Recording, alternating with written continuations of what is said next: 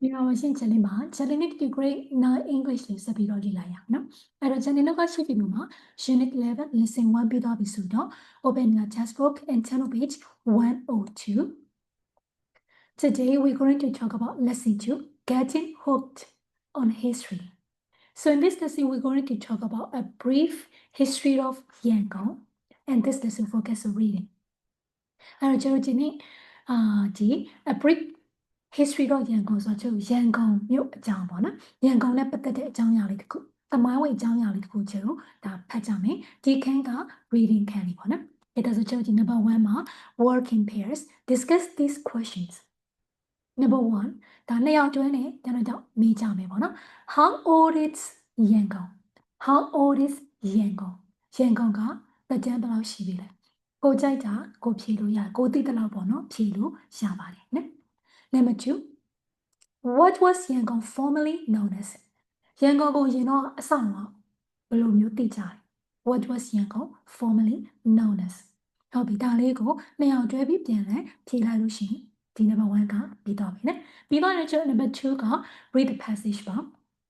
အဲ့တော့ကျွန်တော်ဒါလေးကိုခုတစ်ချိန်ကတစ်ခုလုံးကိုဒီဗီဒီယိုထဲမှာအတန်ထွက်ပြီးတော့ဖတ်ပြပါမယ်။ဒါတို့သမီးတို့ကဒီချက်ထွက်တဲ့အတန်ထွက်ဖြတ်တော့ပုံစံမျိုးလေးတွေလေ့ကျင့်ပြီးတော့ဒါလေးကိုဖတ်မယ်ပေါ့နော်။အတန်ကြလေးနဲ့ဖတ်ကြည့်ကြည့်မယ်။ဖတ်ကြည့်ပြီးတော့ဘာတွေပြောထားလဲဆိုတဲ့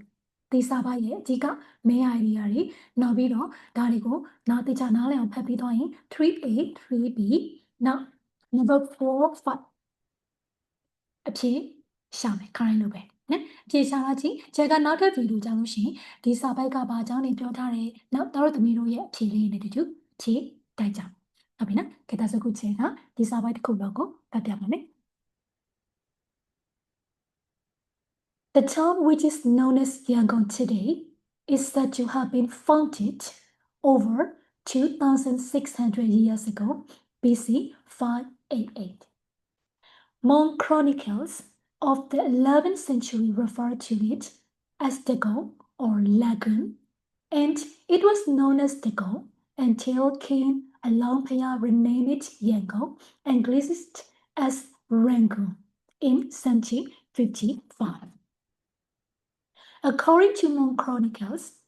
King Anorata of Bagan came to Dagon to extend his authority over Lower Myanmar in the middle of the 11th century. King Anorata conquered the town, the capital of the Hmong kingdom, which is only about 140 miles east of Dagon. So it is possible that he visited Dagon about this time. In the late 13th century, it was only with the fall of the Bagan dynasty that Dagon began to emerge. But Dagon was not yet a port, and it was to the Hmong ports of Patay, Tani, Modama, and Bago that the earliest recorded visitors came. Dagon was still insignificant until the 15th century, and it was not a port until the first half of the 16th century.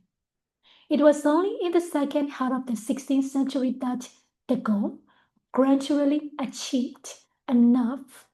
significance to gain the mention of foreign travelers. By the end of the 16th century, with the change in the course of the Bago River,